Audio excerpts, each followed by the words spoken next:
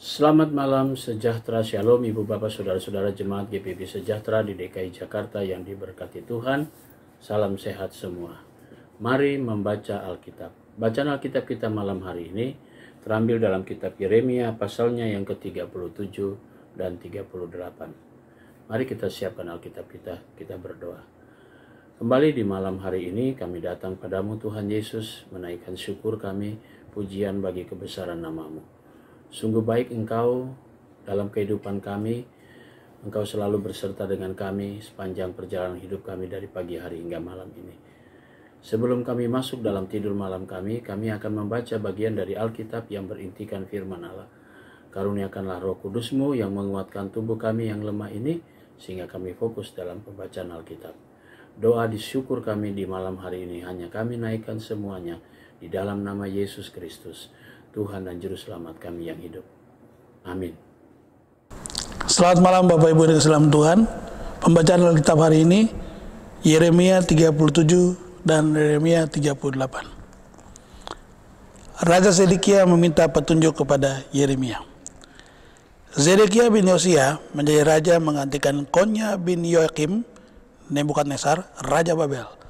Telah mengangkat dia menjadi raja atas negeri Yehuda. Tetapi baik pegawai-pegawainya maupun rakyat negeri itu tidak mendengarkan firman yang disampaikan Tuhan dengan perantaraan Nabi Yeremia. Pada suatu kali Raja Zedekia menyuruh Yukal bin Salemnya dan Iman Zefanya bin Maseya kepada Yeremia untuk meminta, "Berdoalah hendaknya untuk kami kepada Tuhan Allah kita." Adapun pada waktu itu Yeremia masih bebas pergi datang ke tengah-tengah rakyat, ia belum memasukkan ke dalam penjara. Adapun tentara Firaun telah berangkat keluar dari Mesir. Mendengar kabar itu, maka orang-orang Kasdim yang mengepung Yerusalem angkat kaki dari Yerusalem.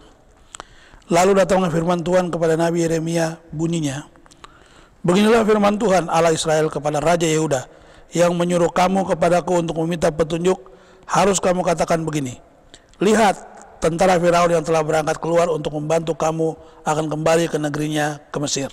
Tetapi orang-orang Kasdim akan datang kembali memerangi kota ini, merebutnya dan menghanguskannya dengan api. Beginilah firman Tuhan. Janganlah kamu membohongi dirimu sendiri dengan mengatakan orang-orang Kasdim itu telah pergi untuk selamanya daripada kita. Padahal mereka tidak pergi untuk selamanya.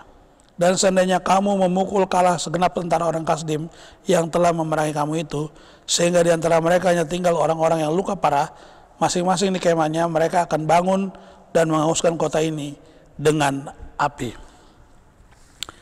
Ketika tentara orang Kasdim itu telah angkat kaki dari Yerusalem oleh karena takut kepada tentara Firaun, maka keluarlah Yeremia dari Yerusalem untuk pergi ke daerah Benyamin dengan maksud mengurus di sana pembagian warisan di antara kaum keluarga.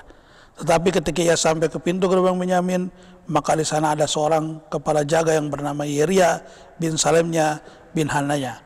Ia menangkap Nabi Yeremia sambil berteriak, "Engkau mau menyerang kepada orang Kasdim?" Dan sekalipun Yeremia menjawab itu, "Bohong, aku tidak hendak menyeberang ke orang Kasdim." Tetapi Yeria tidak mendengarkannya.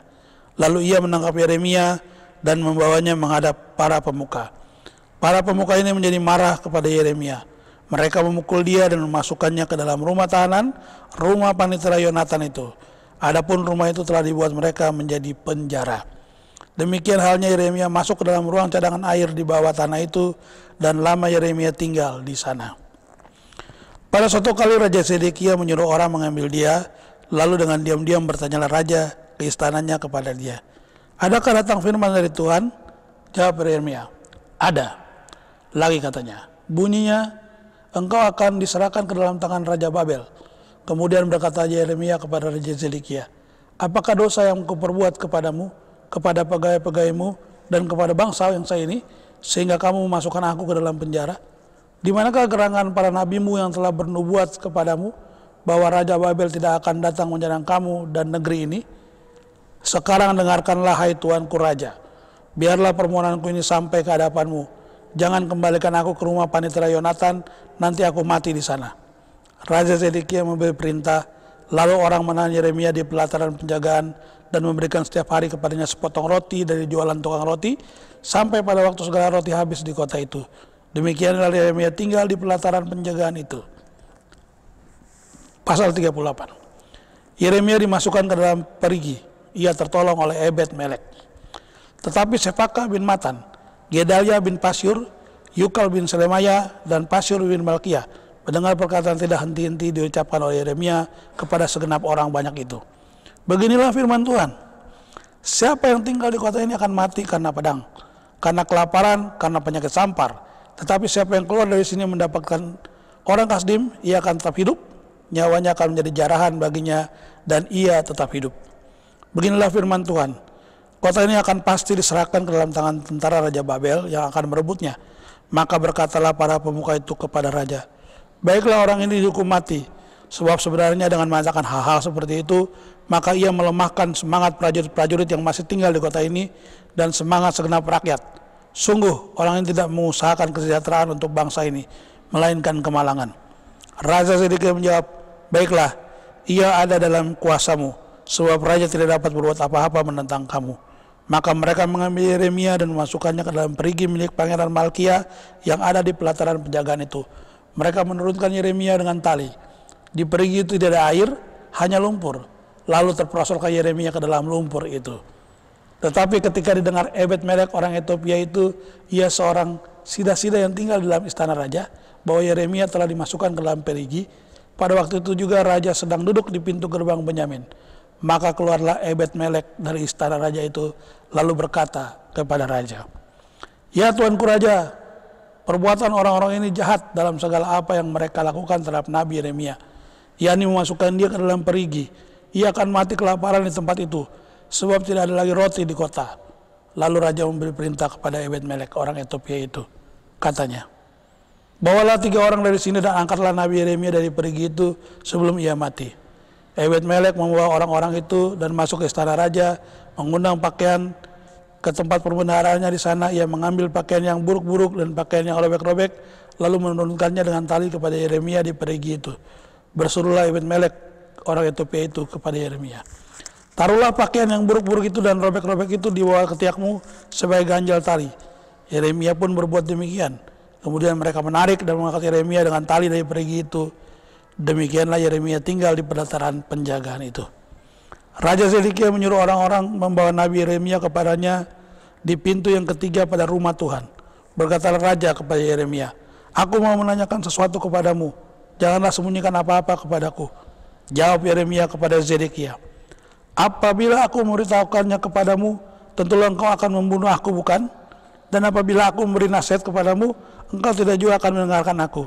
Lalu bersumpahlah Raja Zedekia dengan diam-diam kepada Yeremia, katanya, demi Tuhan yang hidup yang telah memberi nyawa ini kepada kita, aku tidak akan membunuh engkau dan tidak akan menyerahkan engkau ke dalam tangan orang-orang yang berusaha mencabut nyawamu itu. Sesudah itu berkata Yeremia kepada Zedekia, beginilah firman Tuhan Allah semesta alam, Allah Israel, jika engkau keluar menyerahkan diri kepada para perwira Raja Babel, maka nyawamu akan terpelihara dan kota ini tidak akan dihanguskan dengan api. Engkau dan keluargamu akan hidup. Tetapi jika engkau tidak menyerahkan diri kepada para perwira Raja Babel, maka kota ini akan diserahkan ke dalam tangan orang-orang Kasdim yang akan menghanguskannya dengan api, dan engkau sendiri tidak akan luput dari tangan mereka. Kemudian berkata Raja Zedekia kepada Yeremia, aku takut kepada orang-orang Yehuda yang menyeberang kepada orang Kasdim itu. Nanti aku diserahkan ke dalam tangan mereka sehingga mereka memainkan aku. Yeremia menjawab, hal itu tidak akan terjadi. Dengarkanlah suara Tuhan dalam hal apa yang kukatakan kepadamu, maka keadaanmu akan baik dan nyawamu akan terpelihara.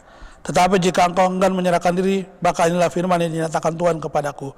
Sungguh, semua perempuan yang masih tinggal di istana Raja Yehuda digiring keluar dari hadapan para perwira Raja Babel sambil berseru, engkau diperdayakan, dikalahkan oleh sahabat-sahabatmu, tetapi baru saja kakimu terperosok ke dalam lumpur. Mereka sudah berpaling pulang. Semua istrimu dan anak-anakmu akan digiring keluar ke hadapan orang-orang Kasdim, dan engkau sendiri tidak akan terluput dari tangan mereka, tetapi engkau akan tertangkap oleh Raja Babel, dan kota ini akan dihanguskan dengan api. Lalu berkatalah Zedekia kepada Yeremia, janganlah ada orang yang mengetahui tentang pembicaraan ini, supaya engkau jangan mati. Apabila para pemuka mendengar bahwa aku telah berbicara dengan engkau, lalu mereka datang meminta kepadamu, beritahukanlah kepada kami apa yang telah kukatakan kepada raja, dan apa yang telah dikatakan raja kepadamu. Janganlah sembunyikan kepada kami, supaya engkau jangan kami bunuh. Maka haruslah kau katakan kepada mereka, Aku menyampaikan permohonanku pada kehadapan raja, supaya aku jangan dikembalikan ke rumah Yonatan untuk mati di sana.